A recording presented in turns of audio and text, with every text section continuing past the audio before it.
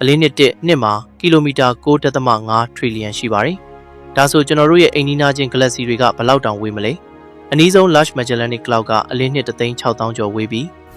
Small Magellanic Cloud ကတော့အလင်းနှစ်2သိန်းနီးပါးဝေးကွာပါတယ်။ Messier 32 galaxy ငယ်လေးကတော့အလင်းနှစ်1.4 သန်းကျော်တောင်ဝေးကွာပါတယ်။ကျွန်တော်တို့စီကိုဦးတည်လာနေတဲ့ Ayama Andromeda galaxy ကြီးကတော့အလင်းနှစ်1.5 သန်းကျော်အကွာမှာရှိနေတာပါ။ Wolf Landmark Melotet ကတော့အလင်းနှစ်3သန်းတိတိအကွာမှာပါ။အလင်းနှစ်18သန်းအကွာက Black Eye Galaxy နဲ့အလင်းနှစ်45သန်းအကွာကတိုက်မိနေတဲ့ Antony Galaxy တွေကိုကျော်ဖြတ်ပြီးနောက်ဆုံးမှာတော့အံ့ဩစရာကောင်းလောက်အောင်ဝေးကွာလာတဲ့အလင်းနှစ်1.1 ဘီလီယံကျော်အကွာက Ayama Marlin 1 Galaxy စီကိုရောက်ရှိသွားပါတယ်။ဒီလောက်ကျေပြောတဲ့စကြဝဠာထဲမှာကျွန်တော်တို့ရဲ့တည်ရှိမှုကတကယ့်ကိုအံ့ဩစရာပါပဲ။